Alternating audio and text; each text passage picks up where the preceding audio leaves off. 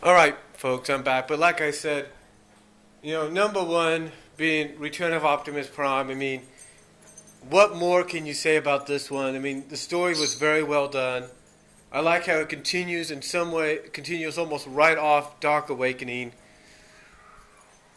I like how it continues off that. It continues off that episode. After that episode, you know, I love how they kind of leave you on a cliffhanger, making you think Optimus is gone, and then they lead right into that episode, which is to me really really cool. Which to me is really really cool. I love how they do that.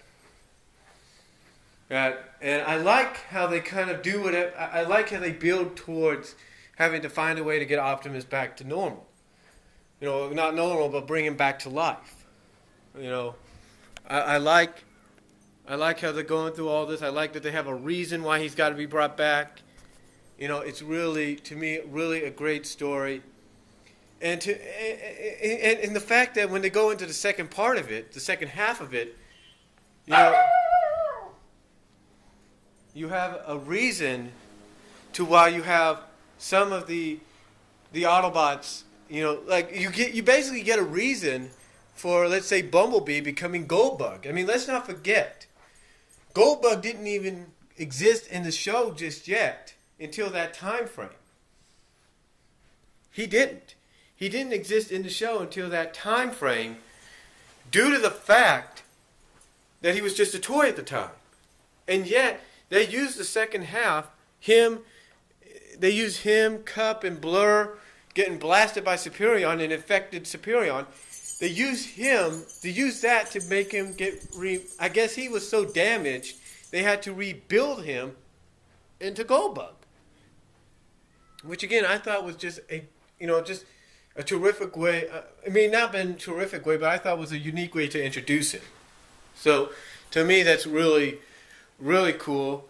I love the way that they have to align themselves temporarily. Well, Galvatron is basically forced to temporarily align himself with Prime, and everything, just so they can figure out how to stop this thing. And overall, and then it comes full circle, like with the Quintessons. You have one Quintesson that's basically like, my kind may have done all this crap, but this whole entire hate plague that we got going on is a lot worse than anything we could ever do.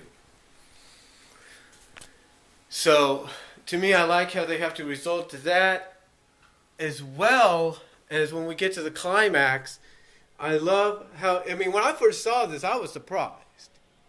But I love how right at the climax, if you will, they do something that you don't expect. They play the Touch song. I'm not lying. They play the Touch from Transformers the movie. And you're thinking to yourself, you're sitting there and you're watching that climax and you hear this, you're like, holy smokes. It's the Touch. And yeah, it may not have been as long as it was in the movie, but still it was there.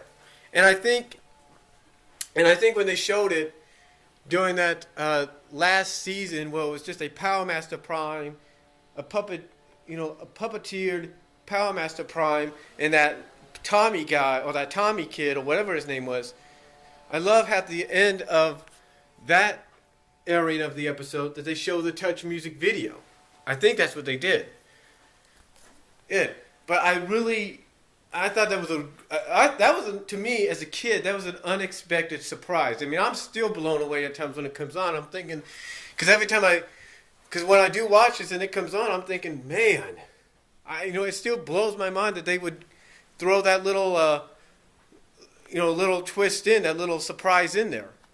I like that. So, to me, Return of Optimus Prime, no doubt, number one on my top 5 list. Now, some honorable mentions, of course. As I mentioned in part 1,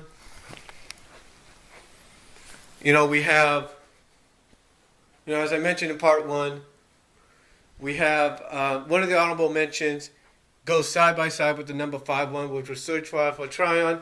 The honorable mention, I guess you could say it's like a number 6, but it's an honorable mention, Sea Change, because basically, the thing about Sea Change is, unlike Search for Alpha Trion, I should say, we didn't kind of get a hint of female Autobotness until about the end, when this I can't think of her name right now. Well, she basically uses the same pond, which grants you a wish to be anything or do anything you want or whatever.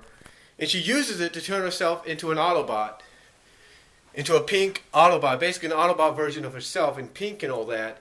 But I like her transformation doesn't even resemble any of her coloring like all the other Transformers do. And her transformation is a gondola. Yeah, a gondola. So that's pretty cool. So to me, Sea Change is one of the honorable mentions. Rebirth, definitely, because it introduced the headmasters, and to me it was a good conclusion to the American G1 series of Transformers. I thought that was good, and everything. Again, like I said, also introduced the headmasters and how they came to be in the G1 universe, and the Target Masters as well. So that was pretty good. And like I said, it was a good conclusion to the G1 series. One more honorable mention definitely has to be 5 Faces of Darkness. No doubt about that. You got to go with that because it was a great, to me, sequel, if you want to look at it like that, to the movie, and it kind of established the Quintessons as more of a threat than, I mean, they were shown as a threat in the movie, but it definitely established them as a real threat and as a real enemy to both the Autobots and the Decepticons in the 5 Faces of Darkness Season 3 premiere. So those are my honorable mentions along with my top 5. Let me know what you guys' top 5 is. I'd like to hear what yours is. What are your honorable mentions? But to me, those are my top 5 my top 5 G1 Transformer episodes. Let me know what you guys think. Let me know what your top 5 were, what you feel is an honorable mention, and I'll talk to you all later.